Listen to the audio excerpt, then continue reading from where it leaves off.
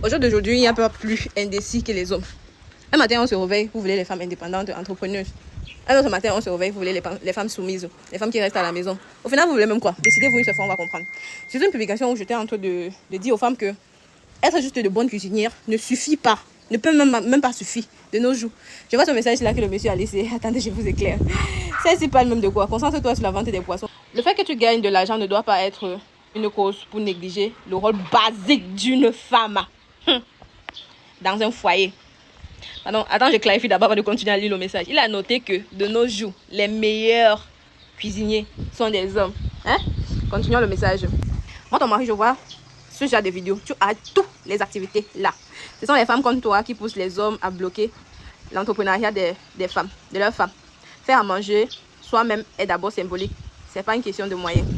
Qui a d'abord parlé là que c'était une question de moyens? Être autonome pour une femme, c'est... Bref, je vais détailler. Mais laissez-moi d'abord vous dire que ici, je ne vais pas vous répondre en tant qu'une femme. Je vais laisser les émotions de côté. Je vais vous répondre en tant qu'entrepreneur.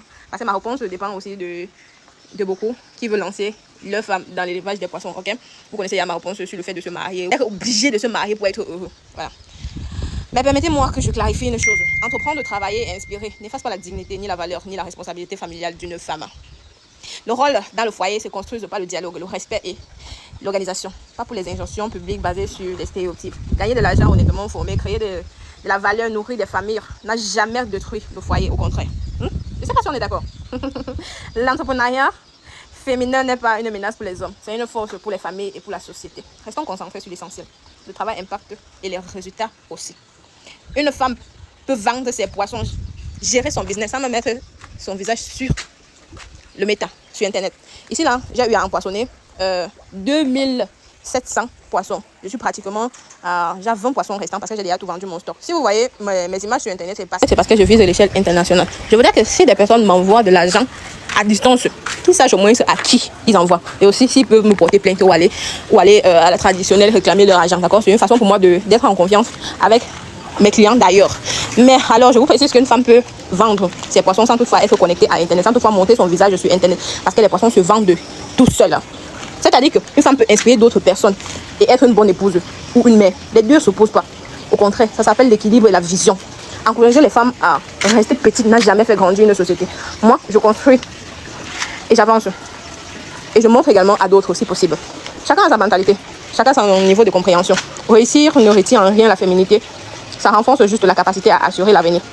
Le problème ici là n'est pas que les femmes vont entreprendre et délaisser leur foyer. Le problème ici là n'est pas non plus que les femmes avancent. C'est que certains ont peur de voir les femmes avancer. C'est ça le problème.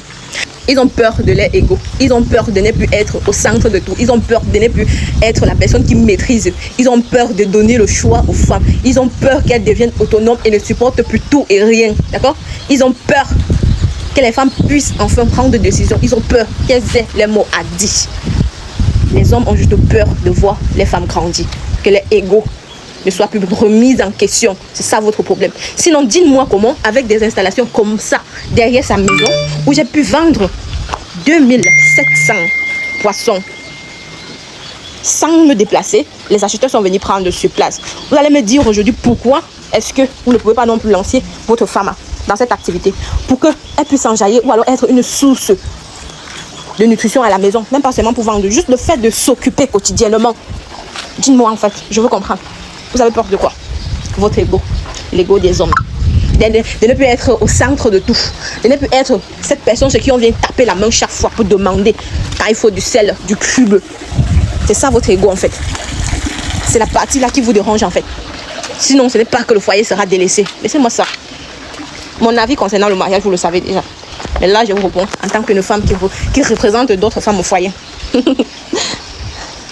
Ça, c'est juste un petit exemple de vidéo où une femme peut utiliser pour vendre ses poissons ou alors impacter sans toutefois montrer son visage. Quelle est la raison maintenant que vous allez utiliser pour ne pas lancer vos femmes dans l'élevage de poissons?